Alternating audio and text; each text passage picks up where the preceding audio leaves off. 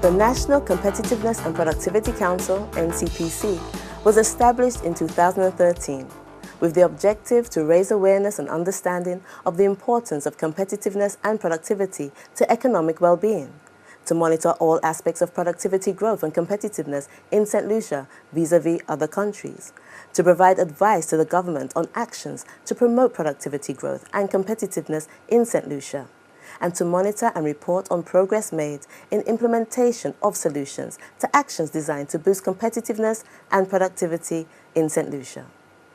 In meeting their objectives, the councils had to measure productivity and competitiveness on various levels and through various sectors in the island. This in turn has proven to be a crucial activity as measurement allows for the possibility of improvement. Therefore, the importance of the process cannot be stressed enough.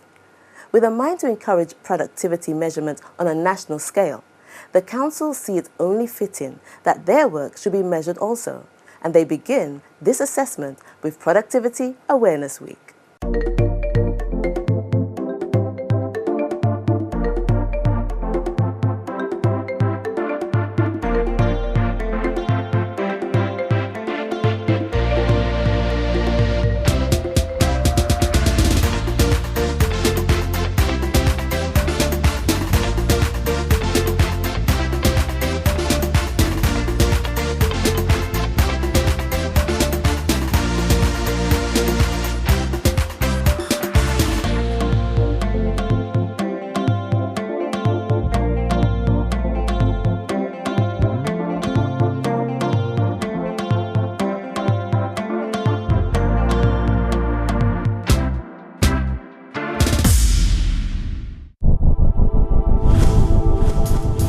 The National Competitiveness and Productivity Council was set up primarily to boost productivity and raise the competitiveness of this country.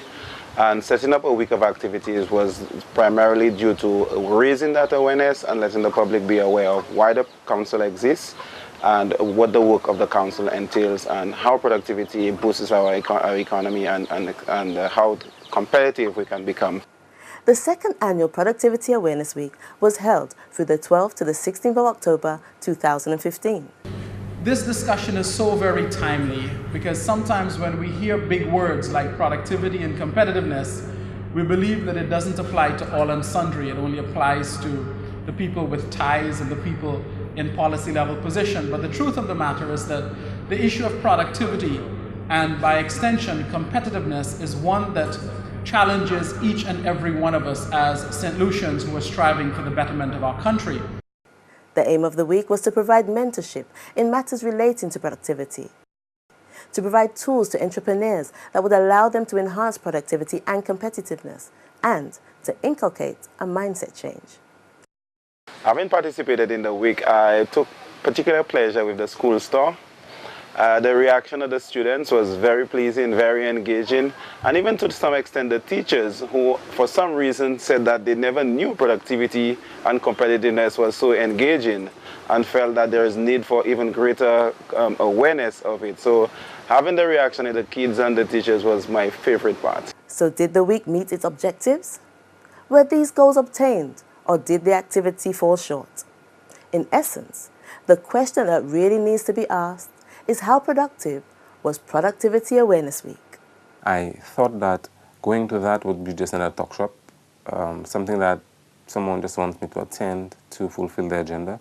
I said, nevertheless, I'll give it a shot. But then it surprised me to the extent that I was more meaningfully engaged and I came out in a better position, I should say, than I entered.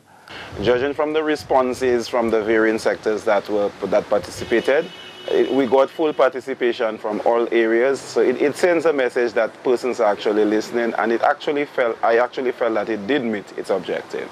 Productivity Awareness Week is still very much in its infant stages, and as such, the Council has the scope to mold the initiative to meet the demands of the populace. I think we should have how should I say it, tete-a-tete, they say it in Creole, with the aspiring young entrepreneurs as to the areas that they want to focus on. But that is something I think that is not happening frequently in Saint Lucia. We tend to have workshops already with an agenda that we say, hey, this is the direction that we're going. But what about having a workshop that is not formed yet, but then you allow them to give input that can change, and then you can see what it is that they are not just interested in, but the level of input, the level of not just knowledge, but where they're at more or less, and then we can take it from there. The mixer that we went to, it was good. We learned a good bit about money, saving, and stuff like that. But then, what about the core of starting a business? You know, what they don't tell you in a business plan, what to do for a business plan, or what not to do, like who to go to. Do you start small or do you start big? Do you take the risk? You don't open your business on January 1st and just decide, okay, let me see how many customers will come, and I hope to make $1 million or $500,000 at the end of the year. You must have a plan. And too many small business operators go into business without a plan. They just go with the flow to see what comes. If you do that, you are doomed to fail because you just have no plan. You have nothing to work towards. So you must have a plan for your business. You want to know where you want to be in the next 5, 10, 15 years. And based on that blueprint, you're going to plan everything else that you do. The process of raising productivity levels in any given circumstance demands a continuous effort. However, it is an effort that the Council is willing to make to gain the desired outcome. In my view, based on what I saw, it was a success. The school stores were well met by the principals of each school and teachers. The students were well receptive. The minibus association, were very well receptive. I particularly like the outreach of the students, the primary school students, and their reaction to the event. They had fun, so clearly, and the teachers also had fun. And while we got to the final, which was the youth entrepreneur, I was very taken aback by the number of persons. Well, I took part in the entrepreneurship interview where myself and 3 other individuals, well, there were panelists of youth. In the other individuals, we discussed what it is like owning a business and more or less give advice to young persons or on-air listeners as to how is it that we started and what it is that we encountered along the way, whether it was pros or cons, what it is that got us where we are. I did get a lot of feedback, actually. I got a few calls. I must say that I have to write to the NCPC to thank them for that opportunity. Whereas other individuals, well, questioned my diligence and my capacity, which was all right for them to do so, but also gave me the opportunity to let them know more about myself and the company and where we intend on going. So it spells very good for the week, and I think it is something that we have to continue to adopt. Notwithstanding the fact that we have to continue doing it throughout the year, but there must have a particular period I consider to be a period where we can actually engage meaningfully within a week the different stakeholders that we need to target so that we can have a better appreciation of what they feel. I don't know, maybe have certain persons that you all have already on board with you all, because the banks, I'm not discriminating, but the banks don't really help you.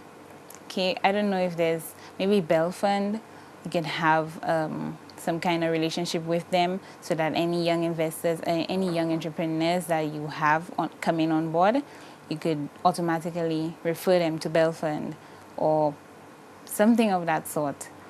Workshops, I don't know, management skills, training programs, depending on what field the person is going to. Example, us, and the cafe, we need hospitality skills, quality customer care, accounting, stuff like that.